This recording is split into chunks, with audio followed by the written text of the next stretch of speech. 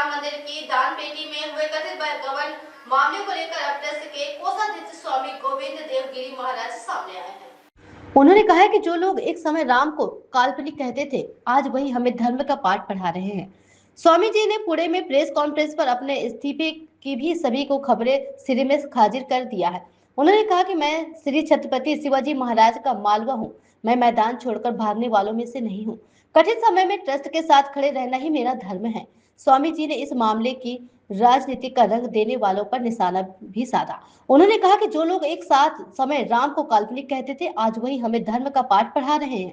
राम को काल्पनिक कहने वालों को धर्म सिखाने का कोई अधिकार नहीं। उन्होंने माना है कि लगभग 3 करोड़ की रकम गायब होना दुखद है।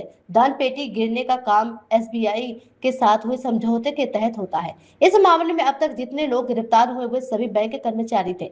हालांकि उन्होंने ये भी माना कि ट्रस्ट की तरफ से स्थानीय स्तर पर निगरानी में कुछ लापरवाही हुई है। ट्रस्ट अब मंदिर के प्रबंधक को प्रोफेशनल बनाएगा और जल्द ही एक सीईओ की नियुक्ति कराई जाएगी। इस पूरे मामले की जांच कर रही है वंदे भारत से विवेक फिंडे की रिपोर्ट।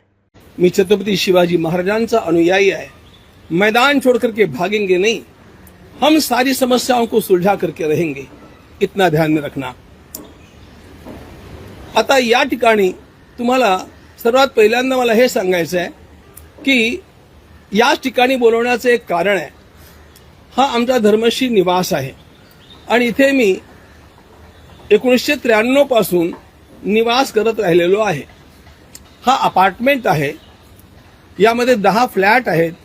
10 फ्लॅट पैकी एका फ्लॅटमध्ये मी राहतो आणि 3 फ्लॅटमध्ये आमचे वेगवेगळ्या ट्रस्टची ऑफिसेस आहेत आणि एकामध्ये किचन आहे, जे आपण इथे त्याच्याजवळ आपण बसलेलो आहोत। अपार्टमेंटच्या 10 फ्लॅटपैकी 5 आमच्या संस्थांचे आहेत। यातलं काहीही माझ्या नावावरती नाही। माझ्या नावावरती संपूर्ण जीवनामध्ये एक वीटही नाही, हे नीट नोंदून घ्या। फक्त एक बँक अकाउंट माझ्या नावावरती आहे, त्याखेरीज माझ्या नावावरती काही नाही। तुम्ही या सगळ्या ट्रस्टचे कोषाध्यक्ष म्हणून काम करताय, तुमची देखील जबाबदारी आहे का? तुम्ही ती जबाबदारी स्वीकारतायत का? त्या पद्धतीने सगळं प्रकरण पुढे आलेलं आहे। कोषाध्यक्ष म्हणून माझी जबाबदारी निश्चितपणे आहे। आता ते जरा लक्षात घ्या। कोशामध्ये आलेलं सगळं धन, त्याचा जमा खर्च, त्याच्यावरती नियंत्रण ठेवणं हे सगळं माझं काम आहे आणि ते काम नीटपणे चालावं याकरता तिथल्या 3 चार्टर अकाउंटंट्सच्या खेरीज आमच्या ऑफिसमधनं दरमहा 5 दिवस त्या ठिकाणी चार्टर अकाउंटंट जातात आणि ते तपासून घेतात, हे लक्षात घ्या।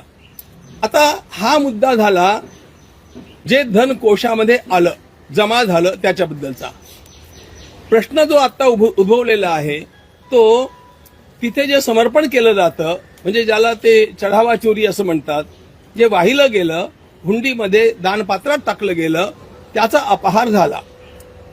हा झाला हे खरं आहे, पण त्या गोष्टीशी, त्या क्षेत्राशी माझा आधीपासून काहीही संबंध राहिलेला नाही।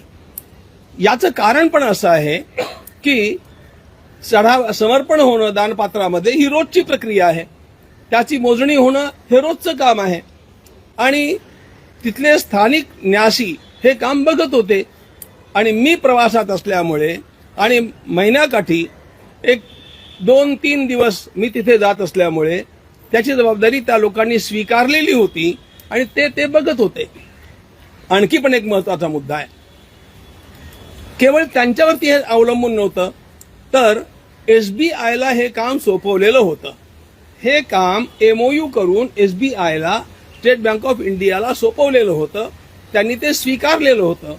आता तुरुंगात जितके लोक आहेत, हे लक्षात ठेवा, हे सगळे एसबीआयचे एम्प्लॉईज आहेत, त्यांना सर्व्हिसला